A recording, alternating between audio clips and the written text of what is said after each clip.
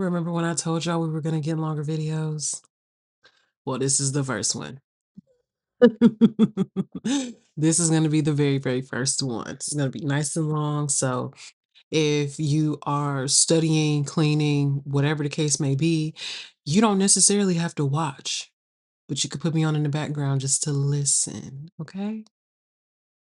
Alright. To keep going with, like, my whole Inuyasha series and everything, there is something that I feel like people don't talk about it all. And I was thinking about this one night when I was watching one episode in particular, and I was like, I just don't understand how this group works. I don't understand how this group functions. They all literally have one thing in common, and then the one thing they have in common is like very, very shaky. But today we are going to be talking about why I just don't think that the group in Inuyasha works besides just the plot. That's it, just plot. So let's start with our first contestant, the first person that we meet. I will be talking about everyone individually and then them as a group. So when I talk about them individually, I'm going to be talking about them in which we, the audience members, meet them.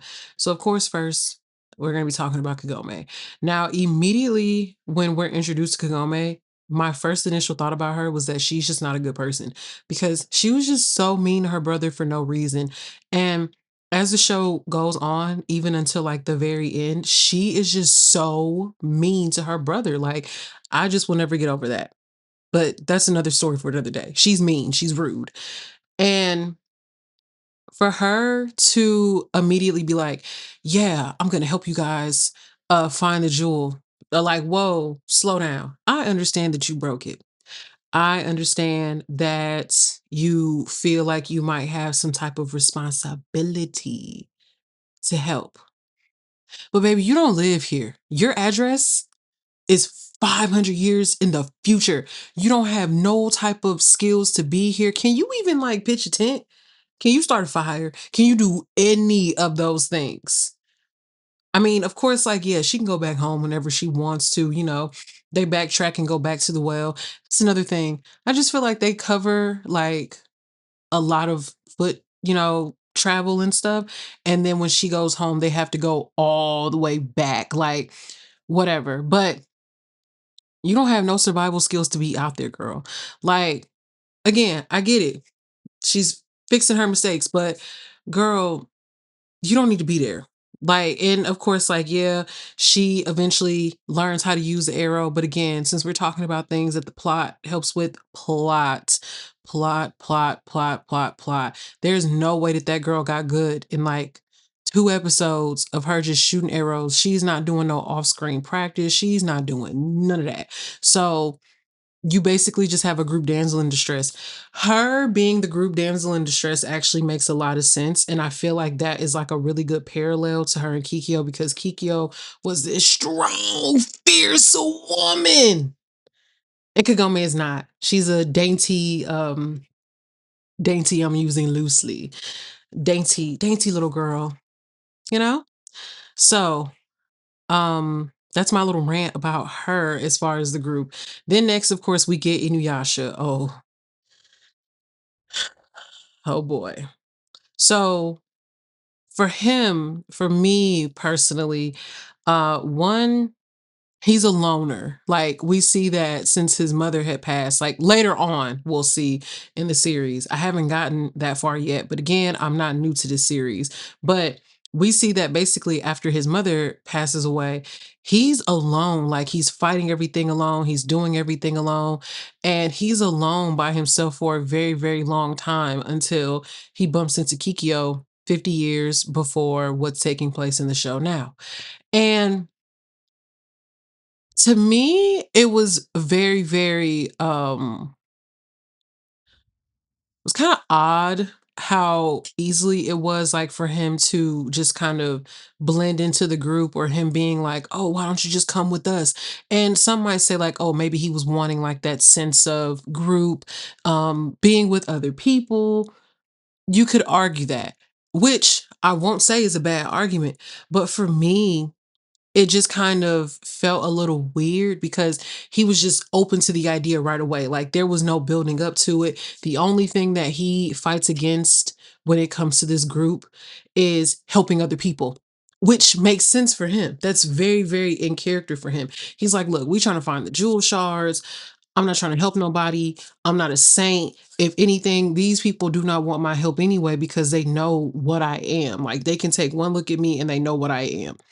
Again, all in fairness, but I feel like him being okay with a group dynamic so soon, right away, was just a little weird.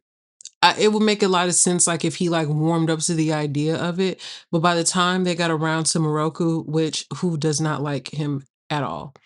Moroku is not a fan of Inuyasha. He has very much said that, and where I am in the start of season 3, he still does not like him. Like, he's accepted that there's qualities of him that are redeemable, but he does not like him. But we're gonna get into more of that when we talk about them as a group. But I think that them having a common enemy does not it just doesn't do it, like, too much justice. But again, I'm getting off track, saving that for the next part. But I just think that Inuyasha in a group setting does not make any sense because there was just so much that was shown to us of him being by himself, him being a loner, and all these other things that just didn't make sense, at least to me, that he was just so willing to be in a group setting when that's just not a norm for him. So that didn't make sense to me. And then we'll talk a little bit more about him when we get to the actual like group as a whole. Next, we're going to talk about Shippo. So, few things with him. One, whether it be the dub or the sub, Shippo, and I understand too that, of course, like demons age differently within the Inuyasha universe. So I'm not taking that into consideration. When I talk about my um assessment of him, but he does not give child. I don't know what it is. People around him treat him like a kid. He's introduced as a kid, but Shippo does not give kid. And when we're introduced to him, he is looking for the Thunder Brothers. The Thunder Brothers had literally just unalived his father. And he's like, I'm going to get a jewel shard. He doesn't even want the whole thing that there. He doesn't even want the whole jewel. He just wants a piece of the shard so that he is strong enough and he can use his demon magic to resurrect or get at least vengeance for his father. Cool. I don't know why he had to be in a group because y'all, he comes from a whole village, like a whole community, a whole loving village, everything, all of that. So in my mind, I'm like, why is he with this group? Why is he with them? He literally does not have to travel with them. You could say maybe he wants a sense of adventure. Okay, cool. But I would not want no adventure that close to like people coming into my village and unaliving my dad. I'm sorry. I don't need adventure that bad. Everybody grieves differently. Y'all can argue that as well. But I personally am not leaving my village because what if something else like that come back? Or maybe they did come back and he didn't want to be there for the smoke. You can say however you want to. But I think that there has been times where I feel like using Shippo was a little forced as far as like his demon magic, especially like now what we see, if anything, it kind of gets them in a little bit more trouble than what they already were in the first place. And it's like, what are you here for, bro? So when it comes to him in the group, it already doesn't make any sense because you're not even on the same type of time as everybody else. Like you're literally just here for vibes. You're here for vibes and adventure. Inuyasha took care of the guys that unalived his dad.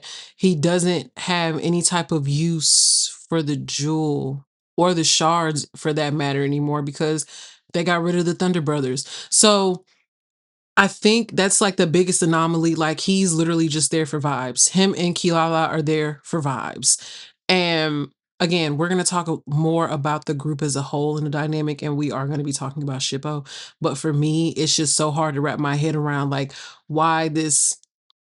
kid, adult person is why is he there? Like, he doesn't need to be there. Like, say what y'all want. Sorry, Shippo fans, but I just feel like him in the group does not make any sense because then it just once he was added to the group, it just feels like they were going to start adding any and everybody, and that's exactly what they did when we get to Moroku. So when we meet Moroku in the group, of course, like the first thing that he wants to do is steal from them. He's a thief. He is a con man, and like I said before in another video, or in like one of my reaction videos, which I'm trying to figure out a way for y'all to watch those, but we're gonna get to that at the end of this video. But he's very sly, he's very cunning. So for him to be a priest,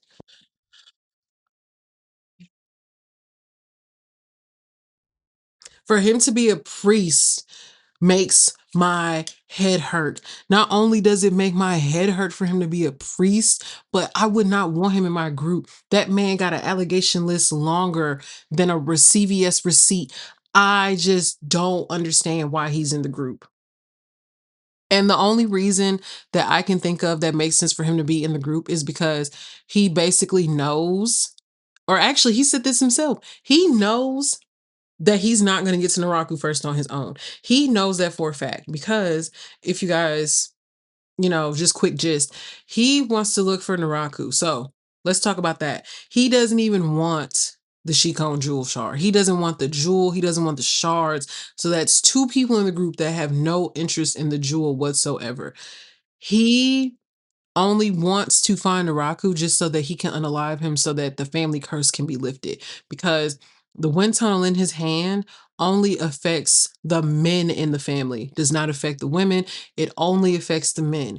And I feel like that's fair. You can do that. But I hate to be that person, but I really, really hate the whole trope of him asking every girl that he comes across to like have his kid or not even kids. He always says, will you bear my children? They don't want your kids, bro. You just met these girls. And then to find out, y'all, there was an episode that I watched and there was a young lady who he was trying to convince him. He's like, y'all, let her come with us. Let her come with us. Let her join the group. Let her be in the group. Y'all, that girl was like 11. She was like 10 or 11. I really want to say 11. She was like 11 the first time that she had met Moroku. And then this time around now, she's like 14. So it's been like 3 years since she has seen him. Mind you, I believe Moroku was like 19. So he was 16, she was 11. And he's talking about, yeah, when I come back, I'm going to take you as a wife and you're going to have my kids. Excuse me. Excuse me? Y'all want somebody like that in y'all group? Y'all just don't care. Whoever the wind tells y'all to pick up and put in this group, y'all just don't care. Y'all will let any and everybody in this group, including a priest with allegations. Like, he's never beating them. He's never beating them. And even as a kid, I thought he was weird because why are you touching everybody's bums? Why? Why are we doing that? Why are we doing that, Moroku? Why? Why do you have to be so freaked out? Why? That alone, I would not want you in my group. I wouldn't want you traveling with me at all. And then that wind tunnel, baby, that wind tunnel is useless more than 50% of the time, especially as the show goes on. Because guess who's finna show up? Naraku's insects. They're finna show up, okay? They're not gonna let him live. They're not gonna let him breathe. And God forbid it's a demon that Naraku himself outsourced and got because he real good for that, especially in the beginning. He's like, look, go handle my lightweight. I'll give you a jewel shard. But then that wasn't even cool to do after a while because then he was giving motherfuckers jewel shards. Like it was but he couldn't even use that wind tunnel most of the time. And then it's like you picking up dirt and debris, and it's been a few times where he done like as time goes on, it's gonna be like a few times where he done almost pull his team into the wind tunnel, and he didn't even care. Moroku does not care about y'all at no point. Even when Inuyasha was like, "Oh, y'all, we gotta go help Moroku. We gotta go save him when his wind tunnel got cut up," and he was like, "Oh, we gotta go check on him and make sure that he's good." Da da da da. They're fighting hundreds of demons. And he's sitting in the pit like, damn, they really care about me. Just for him to keep going on and thinking about them the way that they do. And I don't like the this is gonna be in another video, but I just want to preface this real quick. I don't like that Moroku was really the start of the whole Inuyasha's a two-timing dog thing. He started that. Like when I look back at all of my notes and everything, let me tell you, I write a lot of notes for these. Okay. So like I said, y'all can get a lot of videos. But he started that. He started that whole thing of, oh, Inuyasha sneaking off to go see Kikyo so that he doesn't hurt Kagome's feelings. He ain't got to sneak nowhere. You want to know why? Because Kagome and his girlfriend and Kikyo is his woman. Stay out of them people's business, Moroku. Last and certainly not least, I know that this girl is some of y'all's faves, especially y'all that have not rewatched Inuyasha as an adult, and y'all probably watched it as a kid on Adult Swim at night. Okay? But we finna talk about Sango. And let me tell y'all something. A person, I was finna call her something else. A person who is in my group that will tell me that they will betray me over and over and over again. Baby, you wouldn't be 10 feet within me. I'll tell you that right now. You wouldn't be nowhere near me. You wouldn't be nowhere near me. You wouldn't be nowhere near my gang, even though I don't even mess with the gang like that. You wouldn't be in the vicinity of us. The way that she betrayed that group more times than Judas could have betrayed Jesus was insane. And then you kept doing it. You kept doing it. You kept doing it. And then you told those people, you said, I'm going to betray y'all as many times as I need to if it means that I can get my brother back. Your brother don't even know you, bro. Kohaku at this point don't even know you. He don't remember you. And then when he do snap back into remembering you, it's because Naraku turned that on and off. You want to know why? Because Naraku is using your brother and you like a puppet. So y'all got somebody in y'all group. Y'all literally are traveling with an op. Because how is it that within a week of her knowing y'all that she betrayed y'all like 3 times? And y'all was cool with that. Y'all let that slide.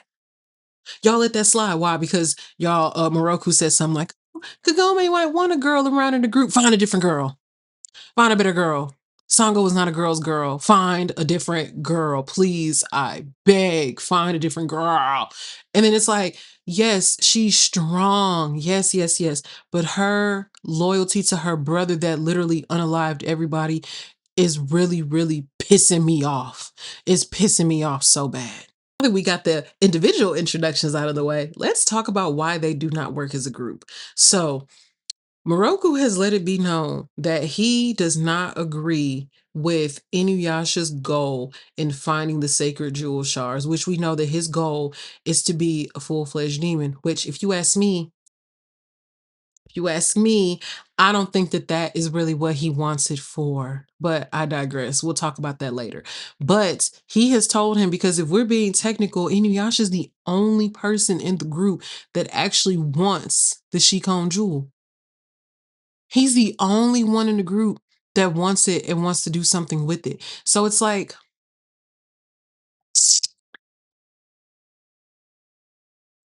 how is it that you can judge him for what it is that he has plans to do with this jewel, but you have no plans at all? And you're like, I don't agree with that. I don't agree with that. Sir, you talk to underage girls. I'm sure Inuyasha doesn't agree with that. Matter of fact, he told you that he doesn't agree with that. So we got that right there. The two men in the group don't even like each other. They don't like each other like that. They don't mess with each other like that. So it's like we already have an issue right there. Then you got Moroku, both of the girls in the group, you be trying to, do whatever when it comes to them. You try to be inappropriate with them. And it's just like, I would not be able to sleep with a creep like that in my group.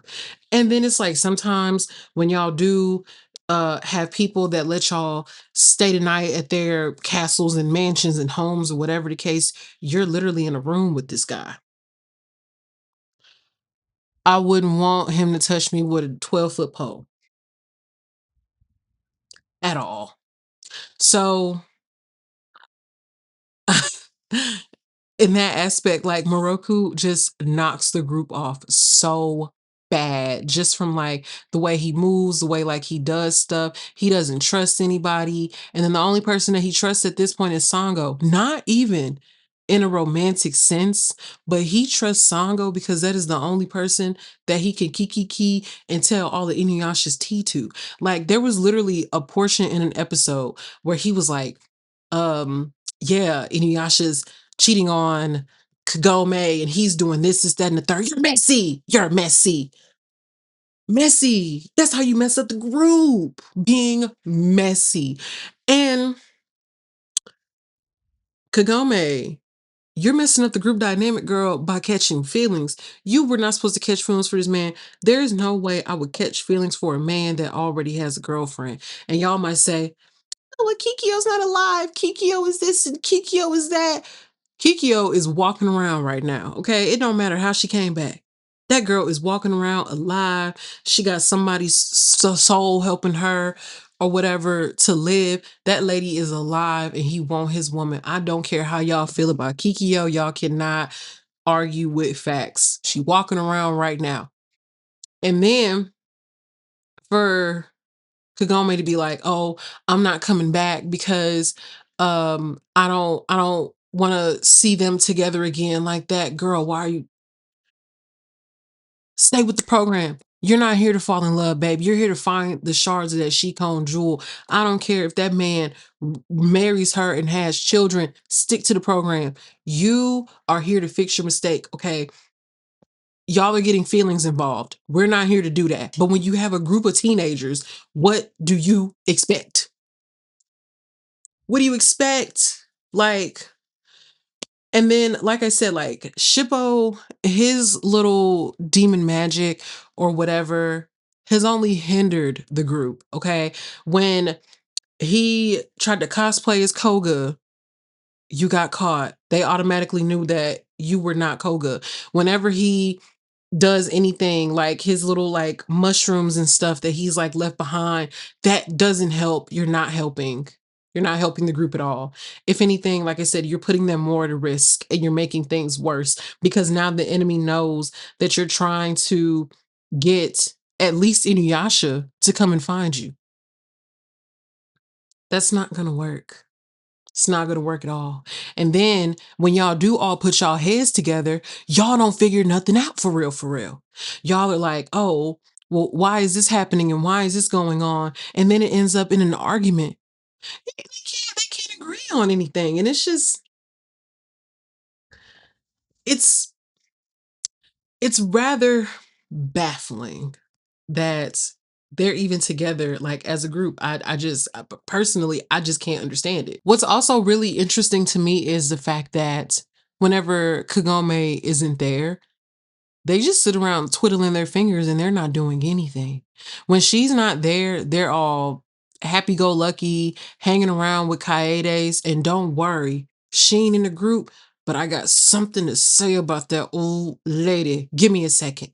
But when she's not there, they're out gallivanting and doing whatever. And if they do run into some trouble, it's literally not because they went looking for it, but because the trouble came and found them. Like when she left and um I can't remember his name, but he was one of Naraku's incantations. And that was the sword that was a sword that Shishomaru had made out of that demon's fangs. But when that sword maker, when Totosai's old protege came to fight them, he was looking for Inuyasha. That sword was literally looking for Inuyasha. He was like, bro, I smell you. I'm coming for you. It's on sight every time I see you. And this is just like something to throw in there, just a little slight. But I also think that that's why Shishomaru started going even harder when it came to getting rid of Inuyasha, not because he wanted to, but because literally his sword craves the blood of his brother. But we're going to talk about that another time. But yeah, when Kagome is gone, it's like They forgot the program. You wanna know why they forgot the program? Because everybody's program ain't the same. They're not on all the same terms. And it's just it's baffling. Y'all really don't wanna find them jewel shards the way that y'all say that y'all do, because here it is, Naraku has almost the whole thing completed. The only shards he don't have is the ones in Koga's legs and the ones that the group has. And then every time Kagome gets upset, every time she gets mad, she takes the jewels with her. She takes them with her. Girl, what you gonna do with them jewels in your world? And then we saw what that does when you take them there, because we didn't forget about that no mask. Okay? That mask got them jewel shards because you left them out on your desk like a dummy, and it ate them, and it was terrorizing the whole city. Girl, you are in Japan in the late 90s, okay? Y'all, they're not dealing with that stuff no more. Leave them shard. If you gonna leave that place, leave them shards at home. Or leave not at home. Duh, that's why we're in this situation. Leave those shards with Inuyasha in them. Leave it there, okay? Leave it with Kaede, and we finna get into her, okay? Honorable mention. There is no way that you're helping out a group of your sister's ops. There's no way. There's no way at all. And the reason that I said a group of ops is because Moroku's messy self has convinced himself that Kikyo is like a homewrecker. And because Moroku convinced himself that Kikyo is a homewrecker, he got all the rest of y'all thinking that Kagome or Kikyo is a homewrecker, but you can't wreck your own house. So he has convinced himself to hate Kikyo. And then because he be talking and gossiping with Sango, he's convinced Sango to hate Kikyo. And it's like y'all don't like Kikyo, but y'all be kicking it with her sister. And then Kaede old self, you be helping these people. These people do not like your sister. They don't like her.